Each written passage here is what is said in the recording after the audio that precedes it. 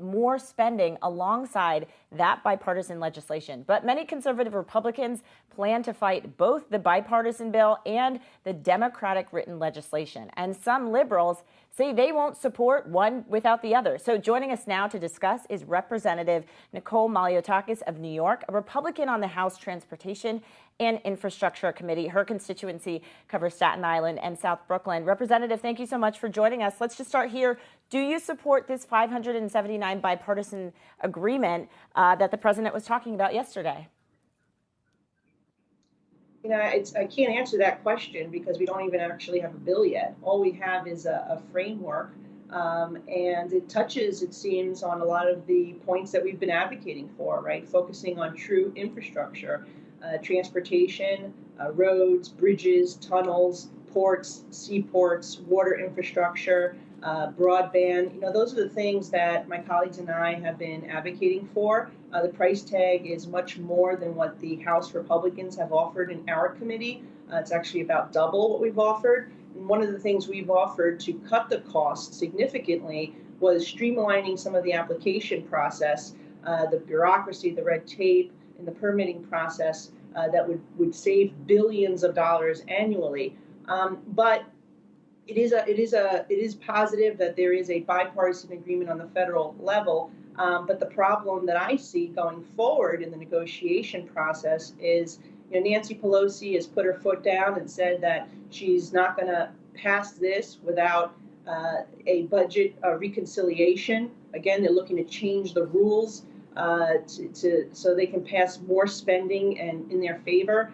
So that, I think, is going to be very problematic as we move forward. And the president himself, on one hand, he's saying he wants to work in a bipartisan fashion, and this bill could be potentially that bill that gets us there. But if he's saying we're going to only do this in tandem with other spending, and then he's going to move all the stuff that we were opposed to, like the Green New Deal, in that other bill, then we're still at the same place. Right. And you mentioned we don't know a lot yet, but we do know a good amount, right? We just put up a full screen of some of the things that we do know about this framework that was agreed to. So are you saying that you do support what it was that was agreed? There's that full screen right there. Representative? Yeah, the majority of those initiatives, I would say, has overwhelming support from both Republicans and Democrats. But the question is, how are we going to pay for it? And are they going to tie this to anything else? And of course, the devil is in the details. You need to see the bill language to see what strings are attached. And I think that that's what the rest of the members, both in the Senate and in the House, are waiting for.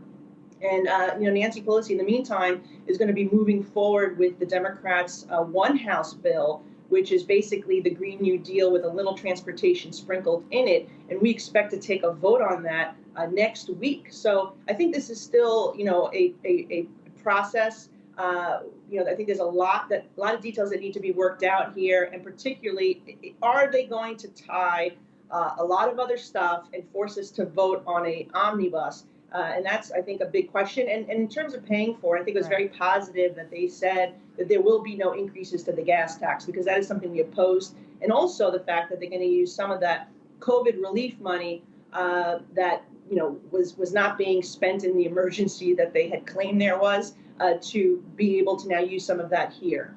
Right. And you mentioned that other bill that both the president and House Speaker has said needs to be voted in tandem. So how would you vote then if that is the case? You know, you're asking me for something that is not before me, and I think it's really hard to answer that question. Certainly, if they're going to be tying it, then I would be a no vote. But if they're going to allow us to take this up in pieces, as we should, every bill should be taken up on its merits. And I think that we should be taking this up in piecemeal. If we have a real solution on how it's going to be paid for without, you know, increasing the gas tax, which they've already said, we got to look at what other taxes and fees that they may be looking to increase. I think that there is a lot of that COVID money that was, you know, there was when we passed that 1.9 trillion, which I didn't vote for, there was still $1 trillion left over from the previous packages. But just goes to show you how much of that money was unnecessary in that 1.9 trillion that they now are saying we're going to move that money into transportation and infrastructure. Right. And on the one hand, Representative, the president is saying, although there are still things to be hammered out, as you mentioned, the president is still saying and showing that he can bring lawmakers together, right, which is what he campaigned on. But Republicans, of course, say they want to take back the House. I mean, how do you think this plays out? Do you still believe that your party can take back the House in 2022? Well, he was able to bring well, actually, it was a small group of senators that have come together on their own, and then they went to the president to be able to present this idea, which he agreed to. But the problem is, on one hand, he's saying he wants to work in a bipartisan fashion, and then on the other hand, he's saying that he wants to pass the bill that he knows Republicans are overwhelmingly rejecting in tandem with this infrastructure package. So, it's almost like he's talking out of both sides of his mouth here. He's not showing in true faith that he wants to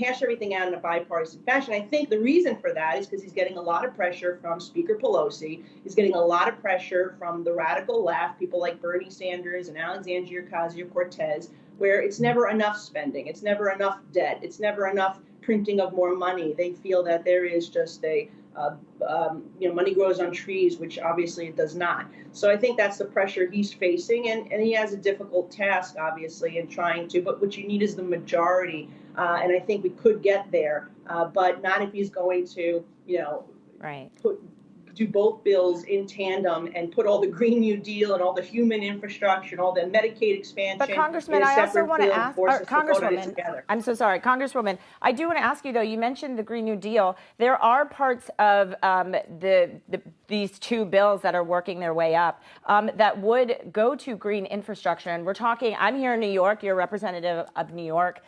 There are parts that would connect communities together and billions of dollars that would go to that. Is that not something that you would want to see in your own communities and support? So I certainly am someone who in the past have supported energy efficiency, alternative energy. I've also, as a state legislator, voted to set goals for New York to reduce its own emissions. I think that, we need to address these issues for sure and modernize our system. But the Green New Deal is very different than what could potentially be in this infrastructure package. If you read the Green New Deal, Alexandria Ocasio-Cortez's legislation, you'll see some radical shifts. And that's not, I don't think, the direction that we want to go. And we want to be smart about it, but we also want to encourage innovation, free market solutions, carbon sequestration. Right. And there's ways that we can achieve that. I actually have an urban forestry bill, which would go a long way in assisting the reduction of greenhouse gases. So again, the details are important here. And I think that, we can certainly address some of those issues and concerns, but not to the extent that Alexandria Ocasio-Cortez wants. Right. But I wasn't specifically talking about the Green New Deal. There are some details in this bill that specifically target green infrastructure. But, Republican Representative Nicole Malliotakis, we really appreciate your time. That is Republican Representative of New York, Nicole Malliotakis. Thanks so much.